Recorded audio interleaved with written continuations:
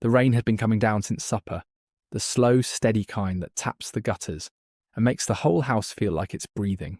I was out in the workshop off the garage, running a strip of oak through my hands, checking it for the grain the way my father taught me 60 years ago. Not building anything in particular, just keeping my fingers busy, because an idle evening in a quiet house has a way of turning your mind toward the people who used to fill it. The knock came around 9:45, not a knuckle knock. A fist, 3 heavy strikes on the front door, then a pause, then 3 more, like whoever was out there in the wet had already decided that whatever brought them was mine to solve. I set the oak down on the bench. My knees complained on the way up, off the stool, the way they've complained since I hit 65. I wiped my hands on the rag hooked in my belt and made my way through the kitchen, past the little corner where Eleanor used to keep her recipe tin and her reading glasses, and I flipped on the porch light. My son was standing there. Cole, 34 years old, soaked through the shoulders of a jacket that cost more than I make in a good month, with a duffel bag in each hand and a look on his face I hadn't seen since he was 9 and broke the neighbour's window with a baseball.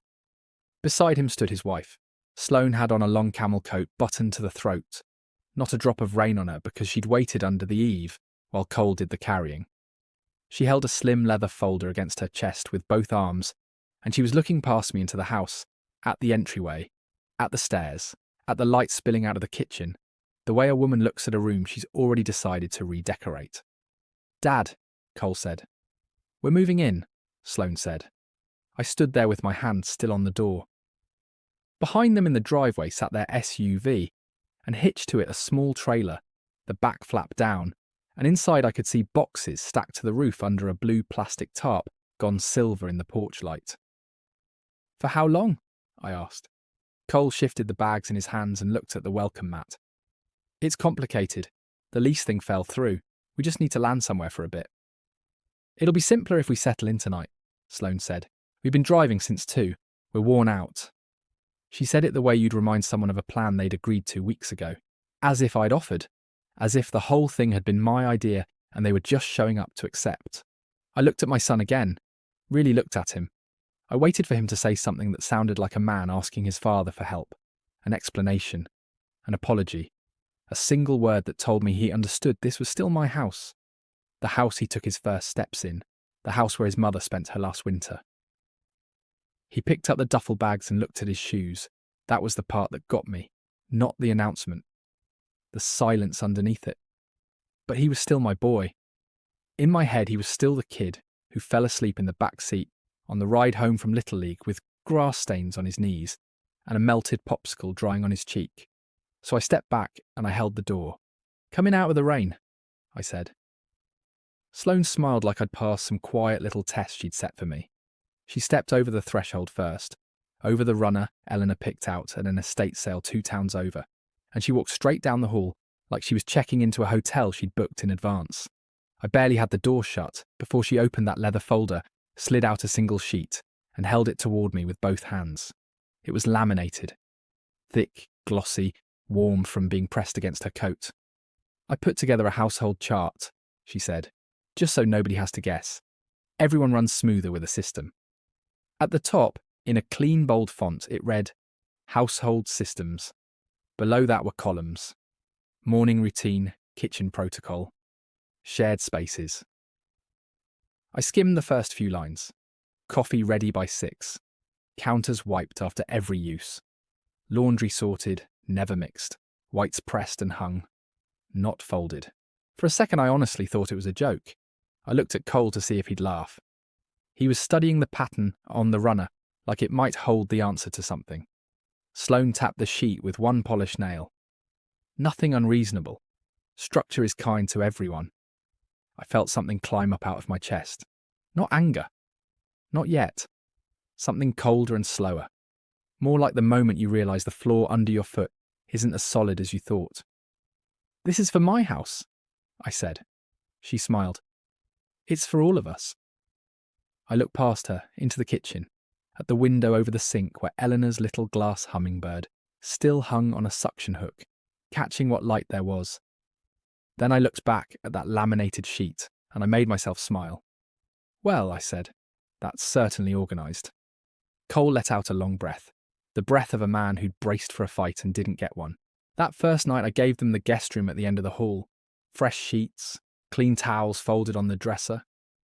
I even carried one of the boxes in from the trailer before my hip reminded me I was not 30 anymore and made me set it down halfway. When Sloane went back out to the truck for something, Cole caught me in the hallway. "Thanks, Dad," he said low, almost like he didn't want it heard. "Really?" I stopped. "You all right, son?" He swallowed. "Yeah, just a rough stretch." I wanted to ask him what kind of rough stretch ends with your wife handing your father a chore chart in his own living room. But he looked tired, and there was something in his eyes I recognised from the funeral 3 years back, a kind of shame that doesn't have any words yet, so I let it be. "Get some rest," I said. I lay awake a long time that night, listening to the rain, listening to the low murmur of their voices behind the guest room door, unable to make out a single word. You don't lose your house all at once. That's the thing nobody tells you. Nobody kicks the door in and plants a flag in your carpet. It goes one small piece at a time. One mug moved to a new cabinet. One thermostat nudged up. One photograph turned to face the wall. And every time you don't say anything, they file your silence away as permission. By the end of the first week, my coffee mugs had migrated to a cabinet I had to reach for. The thermostat had climbed from 68 to 74, and when I set it back, it climbed again by morning. The Wi-Fi password, the one Eleanor and I had used for years, got reset to something long and random because Sloane said the old one was a security risk. She never once called me Dad. Never Mr. Whitaker either, which might have at least been polite. Just Ray. Every sentence, Ray this and Ray that, like I was a contractor she'd hired and was managing carefully so as not to hurt my feelings before the job was done. On the 10th day, I came back from the hardware store and found the sunroom rearranged. The sunroom was Eleanor's. She kept her ferns out there, and her paperbacks, and the rocking chair. I'd built that rocker for her the year Cole was born. Cherry wood, hand-carved on the back rail, a little vine pattern she picked out of one of her gardening books. She used to sit in it in the mornings with her tea and watch the finches at the feeder. And even after she passed, some mornings I'd sit in it myself just to feel the shape of where she used to be. It was gone. Cole was standing there with a hand on his hip, and Sloane was pointing toward the garage, and between them where the rocker used to sit was a bare patch of floor, the wood a shade lighter where the sun hadn't reached in 20 years. "What happened to your mother's chair?" I asked Cole. He froze for half a second, and there he was again, the boy, the one who cried into my flannel shirt at the graveside. Then Sloane answered for him. "We're not getting rid of it, Ray. Just storing it. It was a little dark for the space. We want to open the room up. Let the light do its thing. Let the light do its thing." I walked out to the garage that evening after they'd gone to bed. The rocker was shoved into the back corner behind the lawnmower, with a moving blanket thrown over it, one carved leg poking out from under the fabric. I pulled the blanket back and stood there looking at it. There was still a faint ring on the right armrest where Eleanor used to set her teacup down without a coaster, a habit that used to drive me half crazy, and that I'd give anything to be driven crazy by again. I lowered myself onto an overturned bucket next to it and sat there until the automatic garage light clicked off from lack of movement. And I didn't move to turn it back on. That's where Ruth found me. Ruth Delgado lived in the house on the east side of mine and had for going on 18 years. She'd worked 30 years as a paralegal at a firm downtown before her knees put her in a recliner of her own, and not much got past her. She'd seen my garage light burning through her kitchen window and come over in her housecoat with a flashlight. "You planning to sit out here till spring?" she said from the doorway. "Thinking about it." She swept the flashlight over the rocker, over me, over the blue tarp on the trailer still sitting in the drive because they hadn't fully unloaded it. She's a sharp woman, Ruth. She read the whole situation in about 4 seconds. "They didn't ask, did they?" she said. It wasn't a question. They asked to come in, the rest they just did. She was quiet a moment. Then she said something I've thought about 100 times since. "People don't take a house from you in one grab, Ray. They take it in inches, and they count on you being too polite to notice until it's gone." The inches kept coming. Cole started parking his SUV in my workshop bay. The bay is where I keep my truck, where I've kept a truck for 29 years, and where I do my glue-ups when it's too cold to work with the garage door open. One evening I came home from Ruth's and found his silver hood sitting in my spot. my truck pushed out onto the gravel to weather in the cold. Figured it made sense, he said when I found him. You don't drive much after dark and Sloane's got the driveway. Just till you're back on your feet, I said. Right, just till then. Just till then. That became the phrase for everything. A new sectional showed up from some online sale, still with the tags on it, sitting where nothing of mine had ever sat, because it opens up the flow. A rug rolled out over the floor. Eleanor and I had refinished on our hands and knees the summer of '91. A television bolted to the wall over the mantel, right where our wedding photo used to hang, and the photo relocated to a shadowed spot by the coat closet, where you'd have to go looking to find it. I found the wedding photo there one afternoon, and moved it 3 inches into the light so I could see Eleanor's face when I passed. Next morning it was back in the shadow. I moved it again. Back it went. We never spoke about it. We just kept moving that photograph past each other, like two people playing a game only one of us knew the rules to. And then there was the dinner. Sloane told me about it at 4 in the afternoon, while I was checking the mailbox at the end of the drive. Some people from my office are coming by around 7, she said. Nothing formal. You don't have to do anything. I looked down at the electric bill in my hand, the one still in my name, the one I still paid. Might have been nice to know sooner.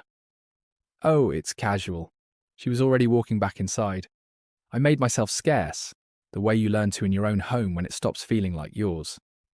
I went out to the workshop and sanded a board that didn't need sanding until well past 7, and around 8 I came in through the back, with a bag of scrap and sawdust in my work gloves, and my old canvas coat, meaning to dump it and slip upstairs. There were maybe 8 people in the living room with wine glasses. Sloane was in the middle of them, holding court, and Cole was on the edge, nodding along.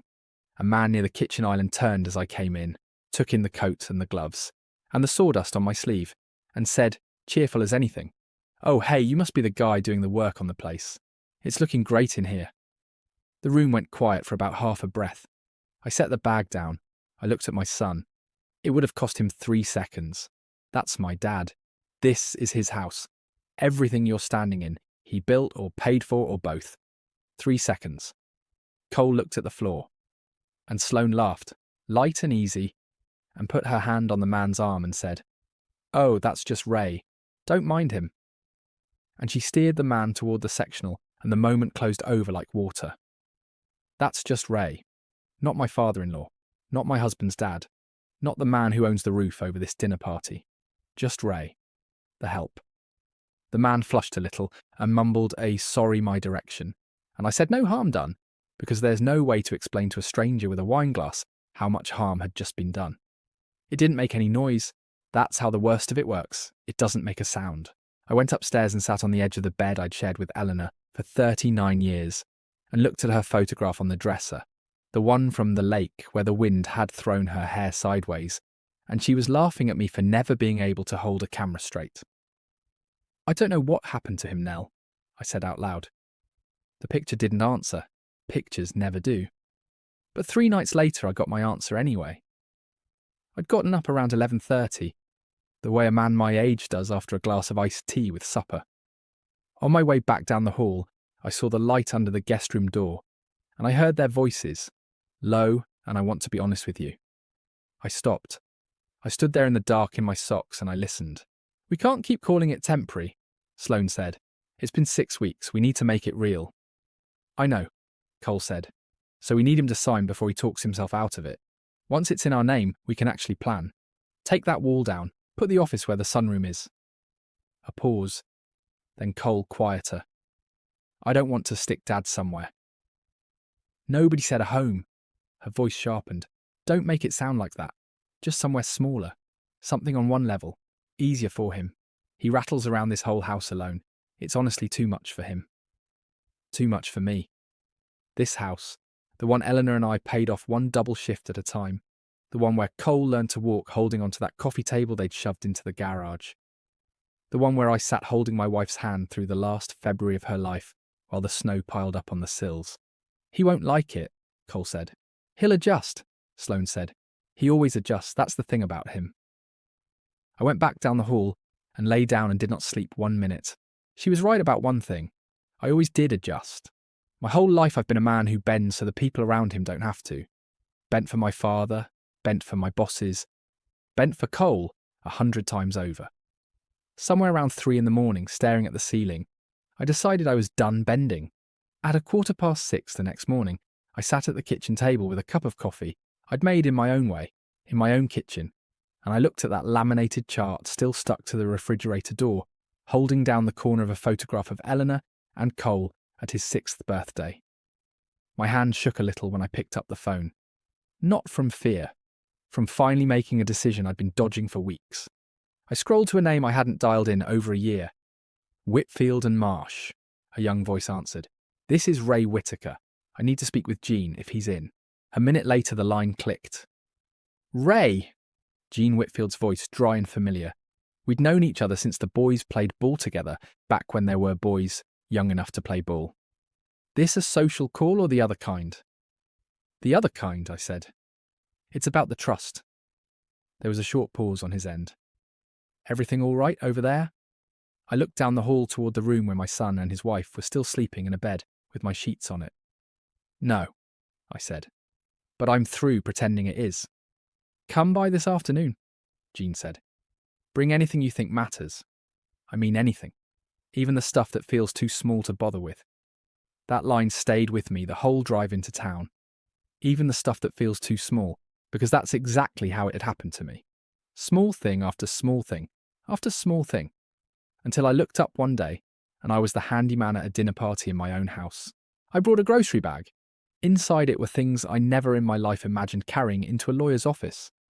The laminated chart peeled off the refrigerator that morning. Photographs on my phone of the rocking chair under its blanket in the corner of the garage. A screenshot of a group text where Sloane had written to her sister before deleting it too late. Once the house is ours, the Reno starts. The delivery invoice for the sectional made out to my address, in my name, that I'd been asked to sign for, and one printed photo, old, of Eleanor sitting in her cherry rocker in the sunroom light with a cup of tea, taken a summer I'd give anything to have back. Gene looked through all of it without saying much. When he was done, he folded his hands on the desk. You did a smart thing 4 years ago, he said. After Nell passed, you put the house into a trust. You remember why? I didn't want Cole buried in probate. I wanted it clean for him someday. Right. Here's what you may not have fully appreciated at the time. The trust owns the house, Ray. Not you. You're the trustee, and you hold the right to live there for the rest of your natural life. And the remainder passes to your grandchildren. Which means nobody can pressure you into signing the house over, because it isn't yours to sign. It doesn't work the way she thinks it works. There is no piece of paper you can sign at a kitchen table that hands them this house. I sat back in the chair. Something in my chest that had been clenched for 6 weeks let go about 1/4 of an inch. What we can do, Gene went on, is add language, protections around coercion and undue influence, and a clear record of who has been occupying the property and under what terms. If it ever came to it, that paper trail matters. I don't want revenge, Gene, I said. I know you don't. I just want my house to feel like mine again. He looked at me a long moment. That, he said, is a different thing entirely, and it's the harder one. Here's what I did over the next 2 weeks, and I'll tell you it went against everything in my nature. I got easier. Sloane asked if I could have coffee on by 6. I did. She asked if I'd run her dry cleaning downtown. I did. Cole asked if I'd wait around for the cable fellow on a Tuesday. Happy to. The more agreeable I became, the more careless they got. Sloane stopped lowering her voice on her phone calls. Cole stopped flinching when boxes arrived. Paint chips appeared taped to the dining room wall in a row, sage and grage and something called urban fog. A tape measure showed up on the counter with a page of notes beside it. Sunroom to den, load bearing, master expansion. I read it standing at the counter with my coffee, and I just nodded to myself and set my mug down and let it be. Meanwhile, I saw Gene when I could. 15 minutes here, half an hour there. He never once told me to humiliate my son. Just the opposite. Don't perform, he said. Don't make a speech. Let the facts sit there and speak for themselves. Facts are patient. They don't need you to raise your voice. So I gathered them, quietly. A photo here, a screenshot there, a receipt tucked into a folder in my workshop where nobody thought to look because nobody thought about my workshop as anything but a spot to park an SUV. The hardest night was near the end of that stretch. Rain again, the way it had been raining the night they showed up. Like the weather was bookending the whole thing. I went out to the garage and pulled the blanket off Eleanor's rocker, and I sat down in it. The joints creaked exactly the way they always had. I let myself sit in the empty shape of her for a while. "If you were here," I said to the dark, "you'd have known what to say the first night." She didn't answer. But I remembered something she used to tell Cole when he came home from school, with his lunch money taken and his eyes red. She'd get down level with him, and she'd say, "Being gentle doesn't mean you let people walk clean through you. There's a difference between kindness and letting yourself disappear." I sat with that a good long while, and I understood something I hadn't wanted to look at straight. All these weeks, I'd told myself I was staying quiet to protect my son, to give him room to come around. But that wasn't the whole truth. I'd stayed quiet because saying the words out loud, finally facing him, was going to hurt worse than anything Sloane could move or take, or laminate. I hadn't been protecting Cole. I'd been protecting myself from the pain of looking my own son in the eye and telling him he'd let this happen. The next morning, Sloane came into the kitchen with her notebook, and that bright look she got when she'd decided something on everyone else's behalf. "Good news," she said. I looked up from the paper. "What's that?" "I'm throwing you a birthday party. The 19th. 68, right? Your whole family, some of the neighbours, a real spread in the backyard." She flipped a page. "And I've already asked Jean Whitfield to swing by." I kept my face still. Jean.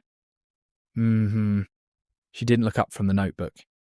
"Figured we'd get the paperwork out of the way while everyone's here to celebrate. Two birds. Once the house is officially in our names, we can finally start on the sunroom before winter." Cole went still at the counter, the coffee pot hanging in his hand. "Sloane." She waved him off without looking. "It just makes sense, honey." I folded my newspaper slowly, and I smiled at her. A real one. The first real smile I'd given her since the night she walked through my door. "You know," I said, "I think that's a fine idea." She beamed. Cole looked from her to me, and something in my face must have gotten through to him, because for the first time in weeks the man looked afraid. The 19th came up warm and clear. By 9 that morning, Sloane had commandeered the kitchen, with a clipboard in one hand and her phone in the other, directing Cole toward the grill, arranging folding tables, telling me where to set the coolers she'd had me haul up from the basement.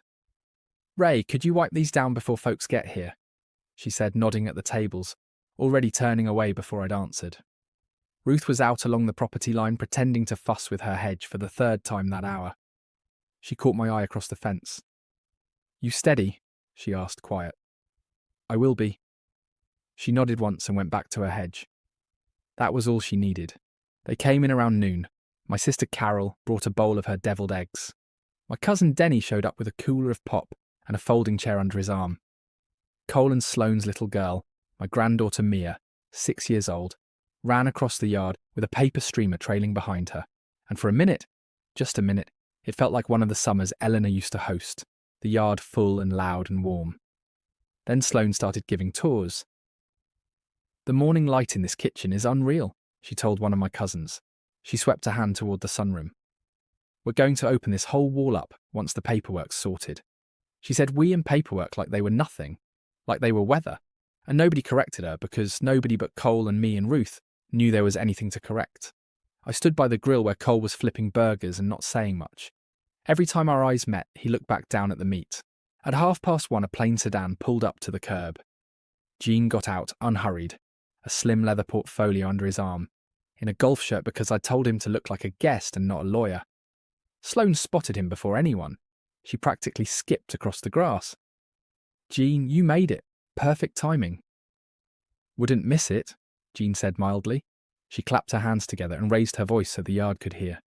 "All right, everyone. While we're all here, we've got a little bit of happy family business to take care of.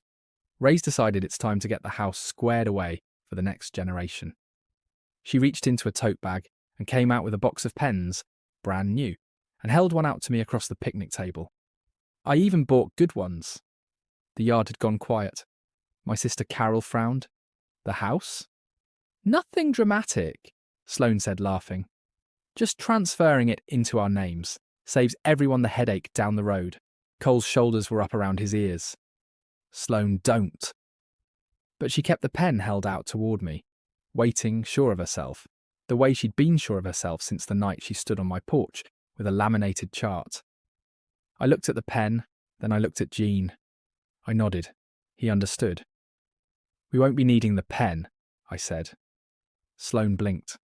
"I'm sorry. I said we won't be needing your pen." The backyard got the particular kind of quiet that falls when a whole crowd of people realizes at the same instant that they've walked into the middle of something. Even Mia had gone still by the swing set. Jean set his portfolio on the picnic table and opened it, unhurried as ever. "Since there seems to be some confusion," he said, "Mr. Whittaker asked me to clear up the ownership of this property, so nobody leaves here today misunderstanding it." He slid out a document. "This home was placed into a trust 4 years ago, shortly after Mrs. Whittaker passed. Ray does not personally own it. He cannot sign it away because it is not his to give. He holds the right to live here for the rest of his life, and that right cannot be revoked, sold, or pressured out of him by anyone. When he's gone, it passes to his grandchildren. Not before." Sloane's smile had come apart at the corners. "That doesn't make any sense. He's the owner. He lives here." "He lives here," Jean agreed. "He is not the owner. The trust is, and Ray is its trustee, which means the only person with any authority over this house is standing right there at the grill." He let that sit. "Now, over the past several weeks, Ray also asked me to add protections concerning any attempt to pressure, coerce, or unduly influence his decisions. I'd like to show the family why he felt those became necessary." He laid the first thing on the table. The laminated chart. Household systems. Coffee by 6. Whites pressed and hung, not folded. Carol picked it up and read it, and her mouth went flat. Jean laid down the second thing. A photograph, printed large. Eleanor's cherry rocker, shoved in the corner of the garage behind the lawnmower, one carved leg poking out from under a moving blanket. Ruth, standing at the back of the crowd, looked down at her shoes. Then the screenshots. "Once the house is ours, the Reno starts. We need him to sign before he talks himself out of it. Just somewhere smaller. Then the delivery invoice with my name on it. Then the page of remodeling notes in Sloane's handwriting. Sunroom to den. Master expansion." Nobody laughed. Nobody said a word. My cousin Denny looked from the papers to Sloane and back, and something in his face changed for good. Sloane found her voice. "This is completely out of context." Jean didn't argue with her. He never does. "The context," he said, "is on the table. People can read it for themselves." It was Ruth who spoke then from the back, in a voice quieter than the wind in the maples. "That rocker belonged to Nell," she said. She wasn't talking about a chair anymore. Everyone in that yard knew it. Carol pressed her hand to her mouth. My granddaughter, too young to follow the words but old enough to feel the temperature drop, drifted over and wrapped her arms around my leg, and I put my hand on her hair. And Cole finally lifted his head. He looked at the photograph of his mother's rocking chair under the blanket. He looked at the garage where it still sat.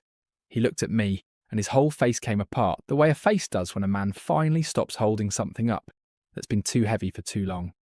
"I knew," he said. His voice cracked on the one word, and he had to start again.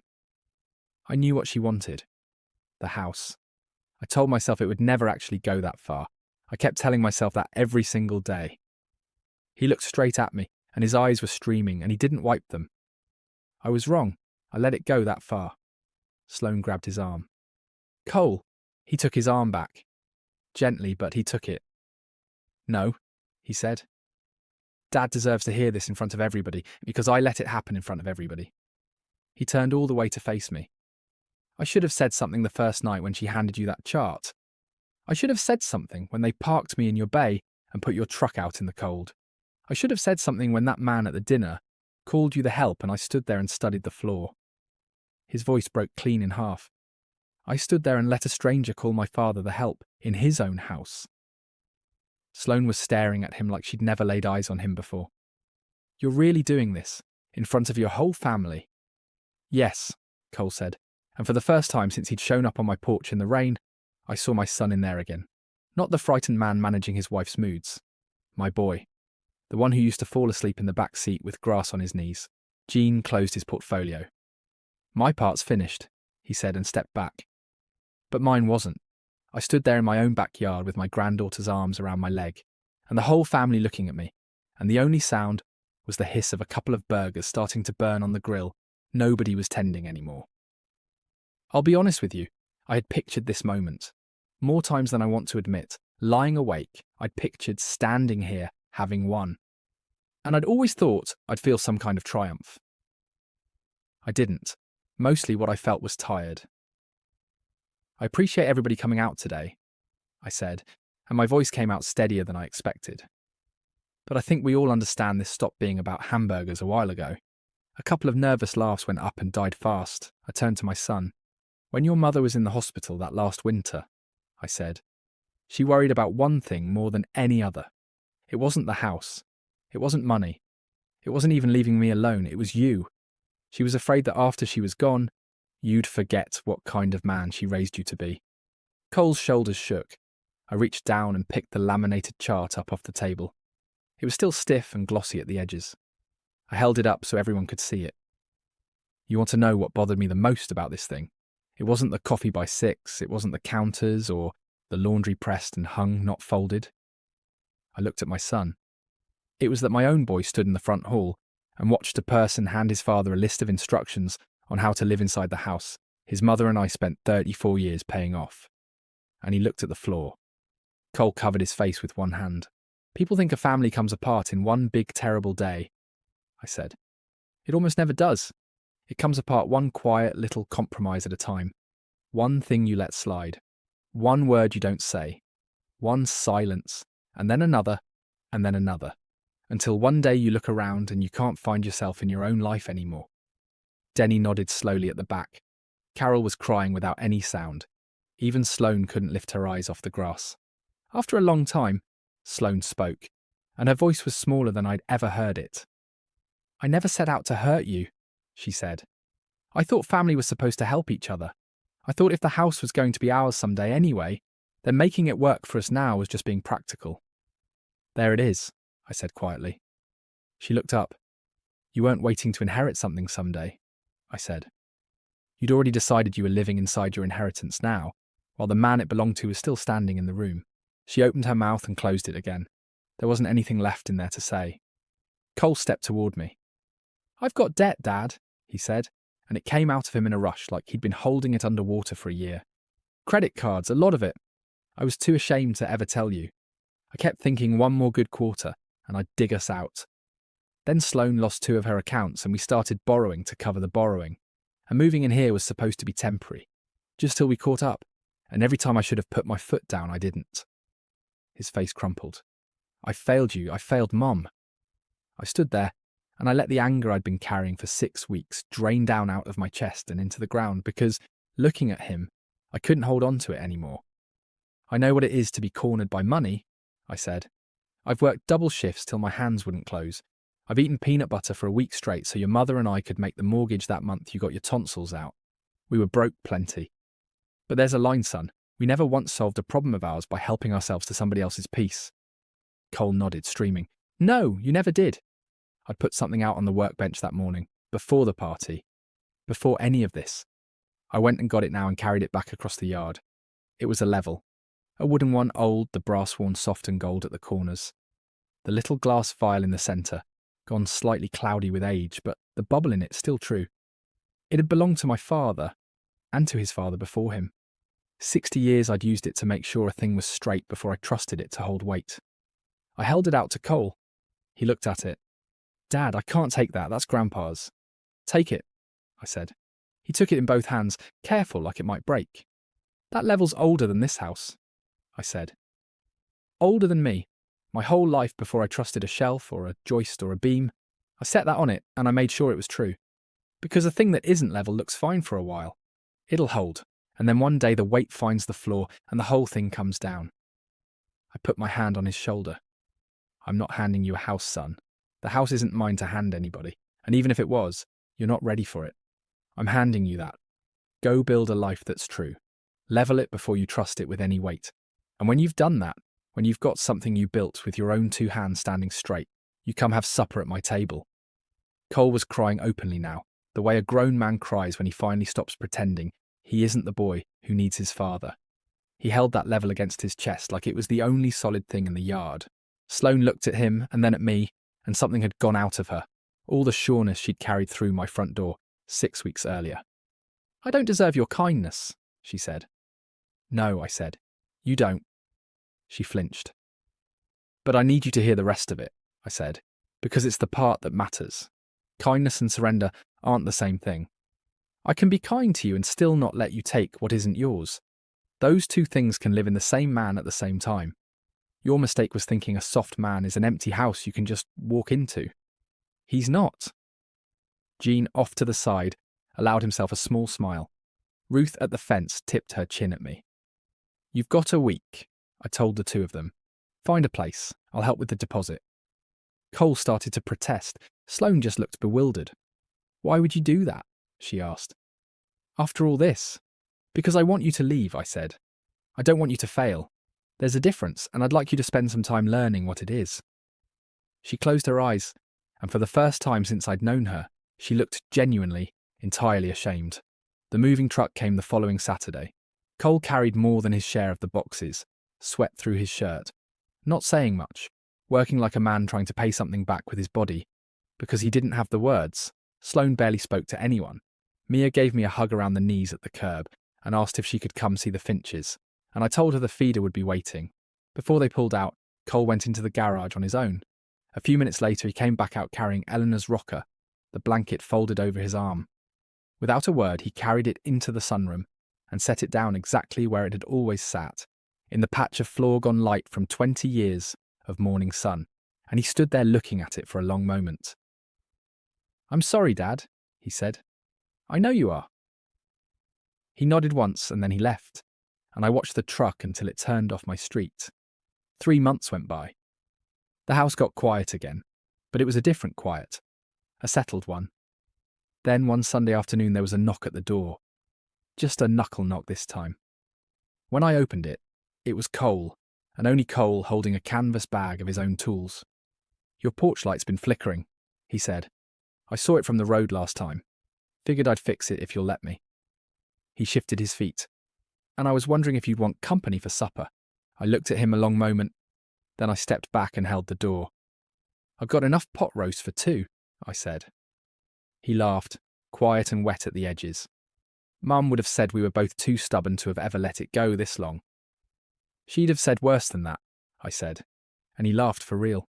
He fixed the porch light, and he did it right, and afterward I watched him take that old wooden level out of his bag and set it on the fixture before he tightened the last screw, checking the bubble, making sure it was true. He didn't know I was watching. That's how I knew he'd meant it. We ate at the oak table Eleanor and I bought the year we married. We didn't talk much. We didn't need to. Some things heal loud with speeches and apologies. Most of the ones that matter heal quiet, over a plate of pot roast on a Sunday, one supper at a time.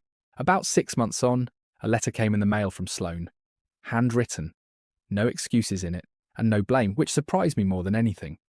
She wrote that she'd spent a long time confusing planning with control, and help with entitlement, and efficiency with respect. She wrote that she was sorry. I didn't rush to answer it, but eventually I sat down at the oak table with a pen, one of my own, not one of hers. And I wrote her back. I told her I accepted her apology. Forgiveness, I've found, comes quicker than trust. Trust you have to rebuild the way you build anything worth standing on. Slow and level. And true. And you don't put any weight on it until you're sure. The trust papers never changed. The boundaries stayed exactly where I'd set them. And somehow, alongside all of that, so did the love. Those things can live in the same house too. These days, Eleanor's rocker sits back in the sunroom where it belongs, in the 4 o'clock light, and some mornings I still sit in it with my coffee and watch the Finches at the feeder she loved. The wedding photo is back over the mantel where the television used to hang. And most Saturdays now, Cole comes by. Sometimes we fix something around the house. Sometimes we build something out in the shop that neither one of us needs. And sometimes we just sit on the porch with our coffee and watch the neighbourhood go by and don't say a word. Here's what I've learned at 68. Later than I should have. Growing old does not mean handing over your voice. It does not mean trading your dignity away a little at a time to keep a peace that was only ever peaceful for the people taking from you. And sometimes the kindest thing you will ever do for the people you love is to show them exactly where your line is and then have the spine to stand on it. If you've ever had to choose between keeping the peace and keeping your self-respect, then you already know how heavy that choice can be. And you already know you're not the only one who's had to make it. I'd be glad to hear your story in the comments below, whatever it taught you. Thank you for sitting with me a while today. Take good care of yourself, and take good care of the people who never once made you feel like a guest in your own life.